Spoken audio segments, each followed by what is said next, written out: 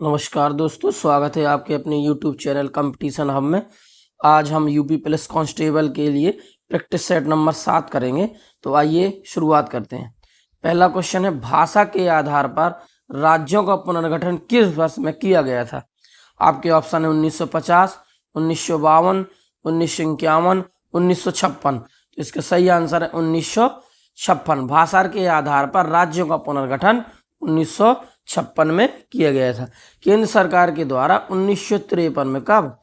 1953 में फजल अली आयोग, किस आयोग की स्थापना की गई थी?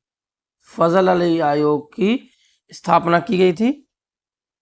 इनकी अध्यक्षता में, फजल अली आयोग की अध्यक्षता में एक राज्य पुनर्गठन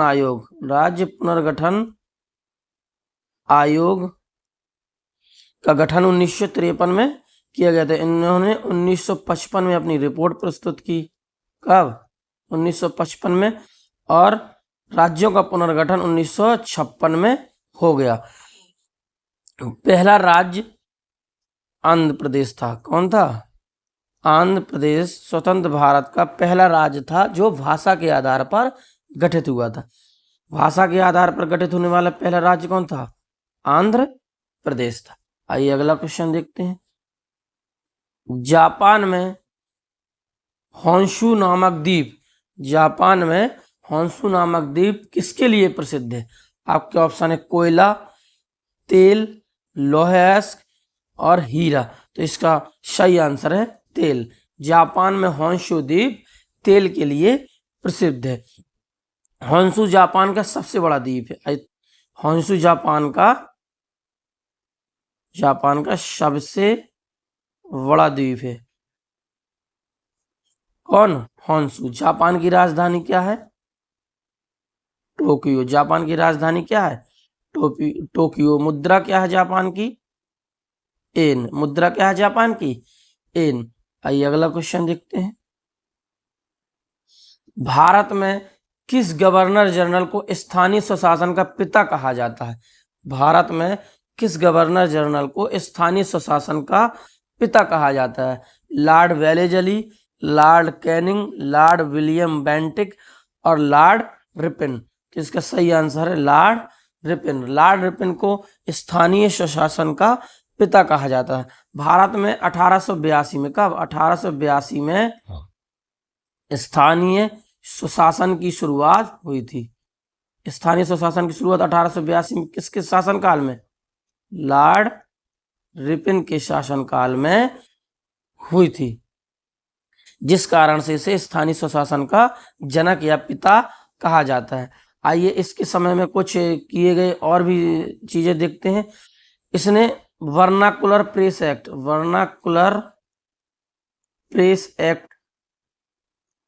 1878 को समाप्त किया था। किसको? वर्नाकुलर प्रेस एक्ट को। प्रथम फैक्ट्री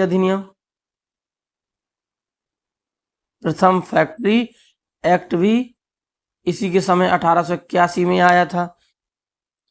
प्रथम बार नियमित जनगणना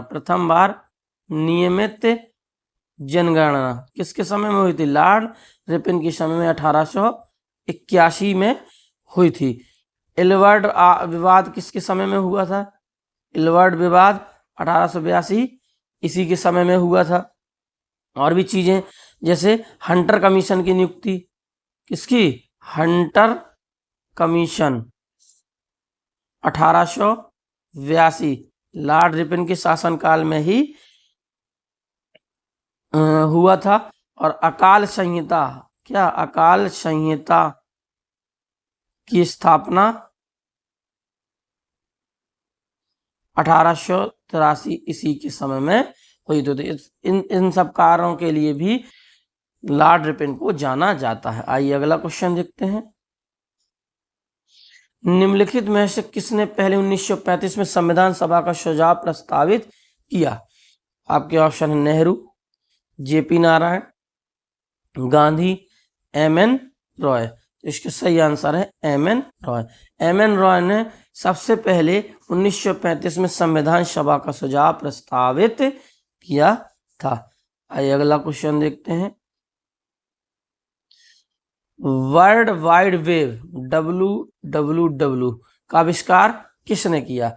आपके ऑप्शन है टिम बर्नर्स ली ने, मार्टिन कूपर ने, आर सैमुअल टॉमलिंसन ने, चार्ल्स वेवेज ने। तो इसका सही आंसर है Tim Berners Lee. Tim Berners Lee ने WWW का आविष्कार 1989 में किया था। कब किया था? 1989 में किया था। आइए अगला क्वेश्चन देखते हैं। भारत में महिलाओं के लिए आरक्षण उपलब्ध है लोकसभा में, राज्य विधानसभाओं में, पंचायत राज निकायों में, उपयुक्त सभी में। तो अब इसका आंसर है उपयुक्त सभी में। आपको पता है कि पंचायती राज व्यवस्था में 73 में और 74 में संविधान संशोधन द्वारा 73 में 74 में संविधान संशोधन द्वारा महिलाओं के लिए 33% का आरक्षण दिया गया है, और लोकसभा और राज्य विधानसभा में 128वां संविधान संशोधन विधेयक पारित करके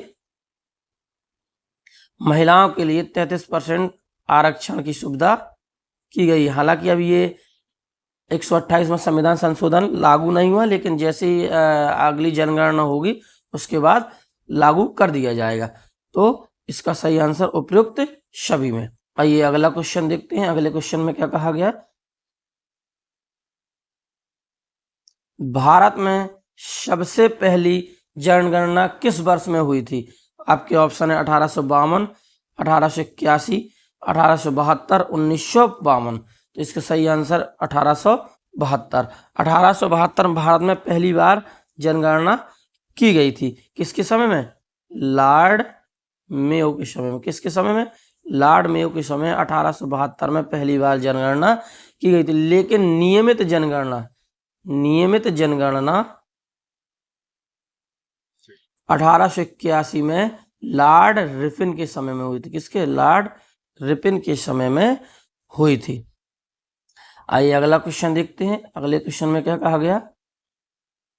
संविधान का निम्न में से कौन सा संशोधन केंद्र तथा राज्य में मंत्रिपरिषद के मंत्रियों की अधिकतम संख्या सीमित करता है?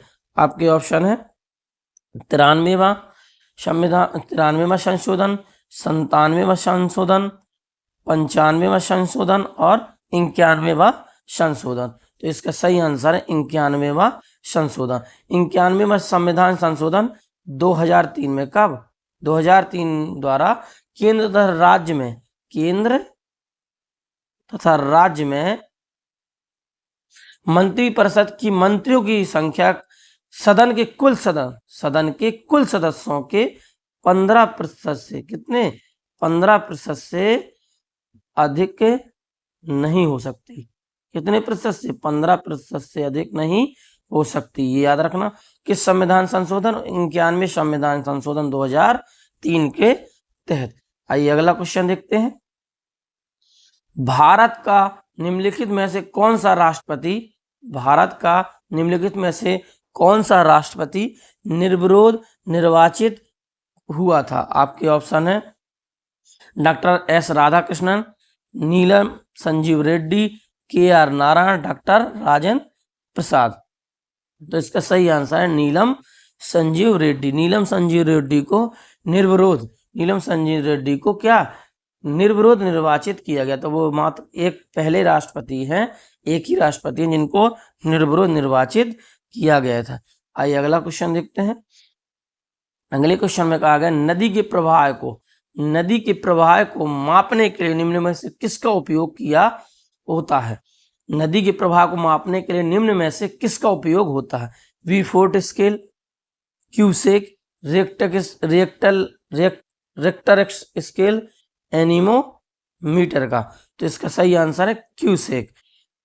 नदी के प्रवाह को मापने के लिए क्यूसेक मीटर का प्रयोग किया जाता है। किसका? क्यूसेक मीटर का प्रयोग किया जाता है। वेफोर्ड स्केल में समुद्र में हवा की गति, वेफोर्ड स्केल से समुद्र में हवा की गति, रेक्टर स्केल से भूकंप की तीव्रता और एनीमोमीटर से पृथ्वी तल पर हवा की गति। पृथ्वी तल पर किसकी, हवा की गति को मापा जाता है। आइए अगला क्वेश्चन देखते हैं। खाद्यान्नों के संरक्षण हेतु निम्न में से किसका प्रयोग किया जाता है? Vinegar, sodium chloride, potassium permanganate, sodium benzoate. इसका सही आंसर है सोडियम बेंजोएट। खाद्यान्नों के संरक्षण के लिए सोडियम बेंजोएट का प्रयोग किया जाता है। आइए अगला क्वेश्चन देखते हैं। अगले क्वेश्चन में क्या कहा गया? किसी स्थान की आर्द्रता मापने के लिए या जानने के लिए निम्न में से किसका उपयोग किया जाता है? किसी स्थान की आर्द्रता, आपके ऑप्शन है हाइग्रोमीटर, पेरिस्कोप, पाइरोमीटर, हाइड्रोमीटर। तो इसका सही आंसर है हाइग्रोमीटर। किसी स्थान की आर्द्रता मापने के लिए हाइग्रोमीटर का प्रयोग किया जाता है। किसका? हाइग्रोमीटर का प्रयोग किया जाता है। पाइरोमीटर द्वारा तापमान का मापन, किसका? पाइरोमीटर द्वारा तापमान का मापन किया जाता है। हाइड्रोमीटर द्वारा द्रवों का, किनका? द्रवों का आपेक्षिक घनत्व मापा जाता है। आपेक्षिक घनत्व किसका? द्रवों का। किसके द्वारा? हाइड्रोमीटर द्वारा। आइए अगला क्वेश्चन देखते हैं। अगले क्वेश्चन में पूछा गया वह कौन सी पर्यावरणीय परत है जो विकिरण को वापस पृथ्वी में परावर्तित करती है? आपके ऑप्शन है स्ट्रेटोस्फीयर, एक्सोस्फीयर, आयनोस्फीयर, ट्रोपोस्फीयर। तो इसका सही आंसर है स्ट्रेटोस्फीयर या समताप मंडल, या समताप मंडल। पृथ्वी से निकलने वाली विकिरण समताप मंडल से टकराकर, किससे? समताप मंडल से टकराकर पृथ्वी पर वापस आ जाती है। ठीक है। आपसे अगर कभी पूछ दिया जाए कि ओजोन परत किस मंडल में है, ओजोन परत किस मंडल में, तो ओजोन परत भी समताप मंडल में पाई जाती है। आइए अगला क्वेश्चन देखते हैं। महात्मा गांधी भारतीय राष्ट्रीय कांग्रेस के अध्यक्ष किस वर्ष बने? महात्मा गांधी भारतीय राष्ट्रीय कांग्रेस के अध्यक्ष किस वर्ष बने? आपके ऑप्शन 1923, 1925, 1924, 1922। तो इसका सही आंसर है 1924। महात्मा गांधी मात्र एक ही बार, कब? मात्र एक ही बार 39 में भारतीय राष्ट्रीय कांग्रेस के अधिवेशन में, कौन से अधिवेशन में? 39वें अधिवेशन में 1924 में कहां पर? बेलगाम कर्नाटक। बेलगाम एक जगह है, कहां पर? कर्नाटक में 1924 में अध्यक्ष बने थे। कब? 1924 में। कौन से अधिवेशन में? 39वें अधिवेशन में। कहां पर हुआ था ये? बेलगाम कर्नाटक। आइए अगला क्वेश्चन देखते हैं, हमारा आज का लास्ट क्वेश्चन। सुपरसोनिक स्पीड मापने का यूनिट क्या है? सुपरसोनिक स्पीड मापने का यूनिट क्या है? आपके option Mach, knot, hertz, Richter. तो इसका सही आंसर है मैक। सुपरसोनिक स्पीड किसके द्वारा मापी जाती है? मैक द्वारा मापी जाती है। ये था हमारा प्रैक्टिस सेट नंबर 7। अगर फ्रेंड्स आपको ये प्रैक्टिस सेट सही लगा हो तो चैनल को सब्सक्राइब करें और सेशन को लाइक करें। जय हिंद।